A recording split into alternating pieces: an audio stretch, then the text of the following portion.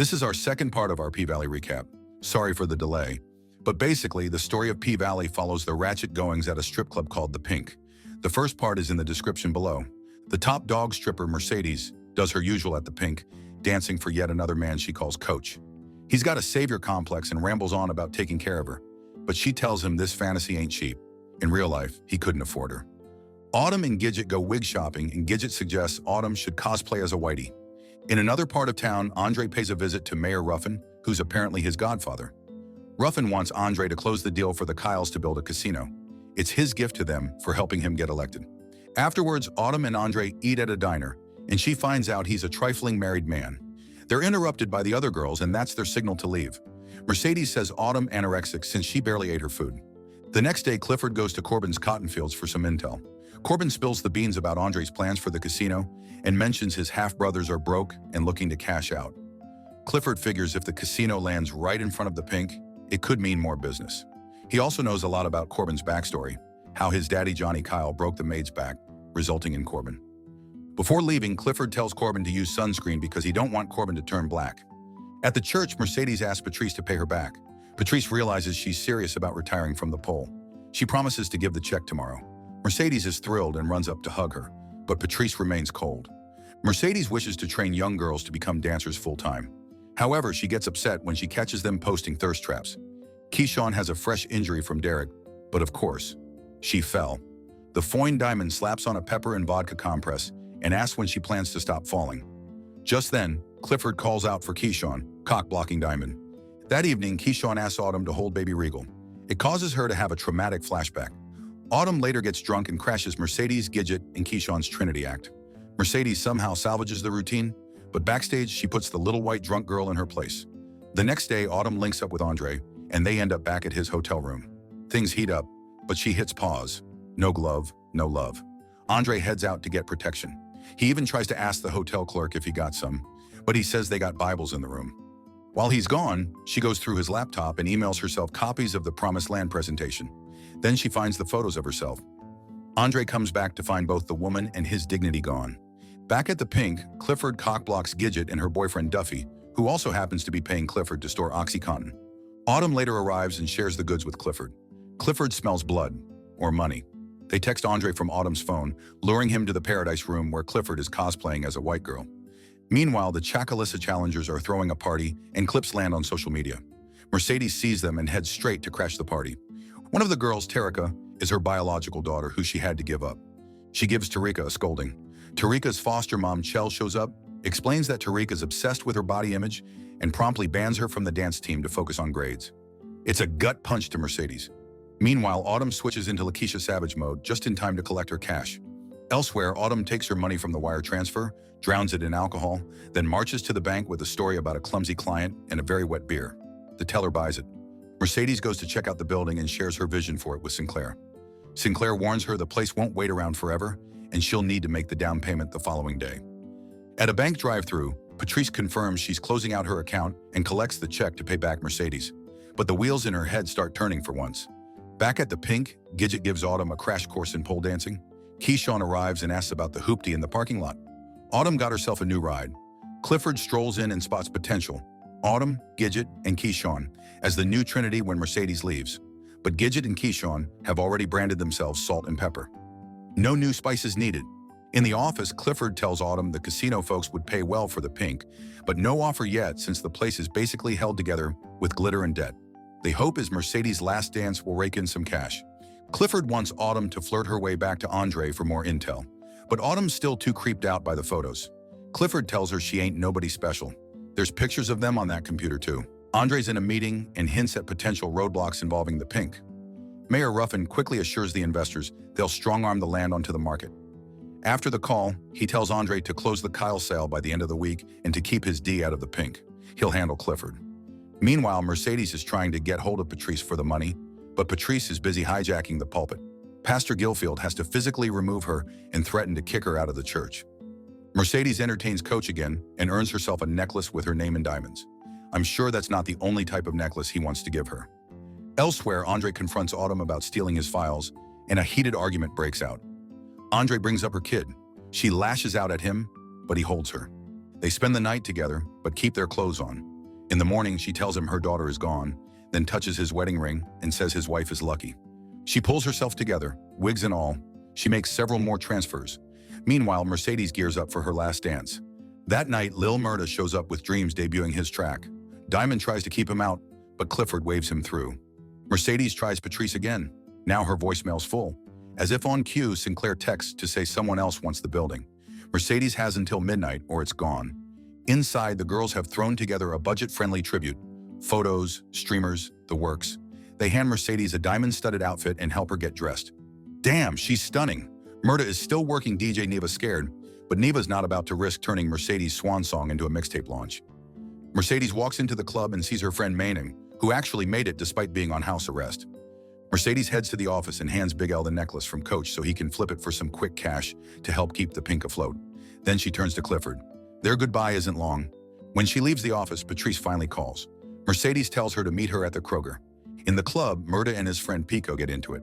Diamond drags Murda out while he screams that Pico is dead to him. Mercedes drives up to her gym building and excitedly tells Sinclair her mama's going to be there in a bit with the check. Sinclair apologizes because Patrice has purchased the place. God apparently spoke to her and told her she was deserving of a pulpit, so she bought the building with Mercedes' money and is turning it into a church. Mercedes attacks her. Get that hoe, Mercedes! Back at the Pink, the crowd's upset that Mercedes isn't sliding up the pole yet. Clifford says the show must go on, and Keyshawn volunteers. She takes the stage like a boss queen and delivers a jaw-dropping performance to Murda's song. Murda hears it from outside and gets emotional. Clifford hears the lyrics and connects the dots. They go out to find Murda. Murda tells them outright that it's about them. They tell him to prove it. They head to the office and they both get head. Then Clifford bottoms. As Keyshawn basks in the glow of her moment, Mercedes and Patrice are hauled away in police cars. Someone records Keyshawn's performance on their phone while a freshly divorced woman throws her settlement money around like she's allergic to it. She parties with Gidget and Keyshawn before ending the night in tears and passing out. The next morning, Clifford gets dressed while Murda sleeps in. Outside, someone's singing the song. It's the big back divorcee still in full meltdown mode. Clifford helps her up and out. But outside, everyone's gawking at a foreclosure sign. They're all shaken up. Keyshawn, however, is riding the high of her 10,000-view video like she's just won the lottery. When Clifford sees the sign and reads 14 days till auction, they hit the ground in a dead faint. Meanwhile, Autumn tries another wire transfer, but she's told her account is frozen and she's not allowed any more transfers. As she argues with the teller, the divorcee nearly crashes into the building. She's arrested and brought into the precinct still serenading the Murda's lyrics. At the same time, Mercedes is getting booked. They're taken to the holding cell and Mercedes tries to lunge at Patrice again. Officer Jesse is one more outburst away from losing it. The cells are full, so Mercedes and Patrice are stuck together. Enter Montavious Hill, the Montavious Hill whose ID Autumn had in episode 1. He reports his wife's been missing since the hurricane. Sheriff Bailey says he'll put up flyers if Montavious provides a photo. Montavious leaves just as Clifford walks in. Clifford confronts Bailey about the foreclosure, but Bailey shrugs. It's Ruffinstown. If the mayor wants the pink gone, it's gone. Clifford finds out Mercedes is locked up and Bailey agrees to let them see her. Clifford offers to pay the bail, but Mercedes tells them to put every penny down on the pink.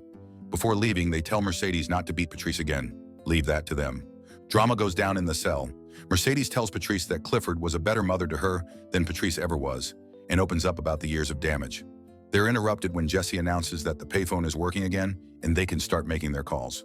Mercedes calls Gidget and pleads with her to help cover her $2,000 bail. Gidget promises to try. Jesse, maybe feeling a little empathy for once, offers Mercedes his jacket. Afterwards, Patrice tries to fast-track the forgiveness conversation, but Mercedes is nowhere near ready. She tells her mother that this was supposed to be her fresh start, her shot at regaining custody of Tarika. Patrice tells her to forget about Tarika. She's Shell's daughter now. Then she goes on about how hard it must have been for Shell, staring at her husband's side chick in toddler form every day.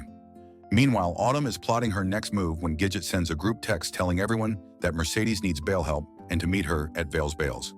A few girls show up, but the clerk says the total is now over $5,000 with the processing fees, past parking tickets, the works. Plus the old man trying to get some kitty cat. The other girls dip. Gidget pleads with them, saying Mercedes would do the same for them, but no one's biting. Keyshawn leaves too. Gidget fills Autumn in on Patrice's thievery. They share a smoke and watch the final insult, Mercedes' car getting towed. Back in the cell, Patrice goes full church mode. She starts singing, turning the space some evangelical shiz. The divorcee sings along with her, Soon, everyone's clapping and singing. Patrice encourages the women to open up about why they're in there. The divorcee confesses she cheated on her husband with his mama. Then, in a dramatic gesture, Patrice asks Mercedes for forgiveness in front of everyone. Mercedes kneels in front of her and leans in, calm and composed. She whispers, "Mama, you're dead to me." Jesse shows up just then. Mercedes made bail. Outside, Autumn waits alone. Mercedes asks about Gidget and Keyshawn. Autumn just tells her to get in. Mercedes breaks down and tells Autumn to take her anywhere but here. Elsewhere, at a barbershop, Andre's getting a trim before the cotton harvest ball. Ruffin brags about his wins in Chucalissa. Then Clifford walks in, eyes blazing, demanding answers about the foreclosure. Ruffin calls the Pink a blight to the town. Clifford wonders aloud what the barbershop owners would say if they knew Ruffin was offering them half of what he's offering, the white-owned spot just down the street.